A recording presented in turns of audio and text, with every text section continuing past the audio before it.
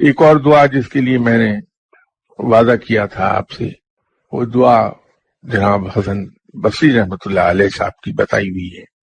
آپ کے خدمت میں شہر کا ایک نہایت معزز آدمی حاضر ہوا تھا، اور اس نے کانفیڈنس میں جناب حضرت بصری رحمۃ اللہ علیہ صاحب کی خدمت میں عرض کیا کہ میرے حالات خراب ہو گئے ہیں اور مقروض ہو گیا ہوں، آپ مجھے اس میں اعظم بتا دی تاکہ میں وہ پڑھ کے اللہ سے ادائیگی قرض کی دعا کر لوں اور اللہ تعالیٰ مجھے قرض سے نجات دلا دے۔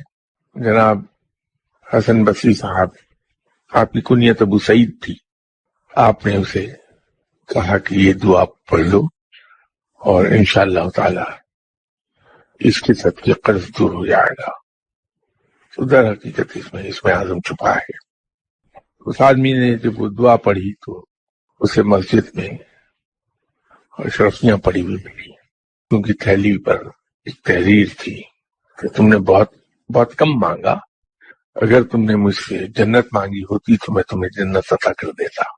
یہ دعا اگر آپ چاہیں تہجد کی نماز کے بعد مانگ سکتی ہیں، اس کے علاوہ بھی کسی بھی نماز کے بعد یہ دعا مانگی جا سکتی ہے، پابندی نہیں ہے کوئی۔ اس دعا کے مانگنے کے لیے ضروری ہے کہ انسان باوضو ہو، کہ جس میں عرض کیا اس میں پوشیدہ ہے اس میں اعظم۔ اس کی امید تو ہے کہ برکات بے پناہ حاصل ہوں گی۔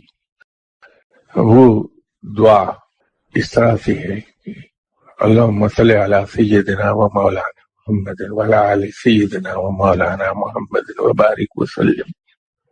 یا اللہ، یا اللہ، یا اللہ، انت اللہ، انت اللہ ولا اللہ، انت اللہ لا الہ الا انت اللہ واللہ اللہ واللہ ان لا الہ الا اللہ۔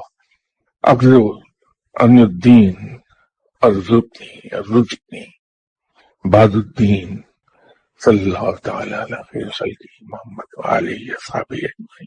برحمتک یا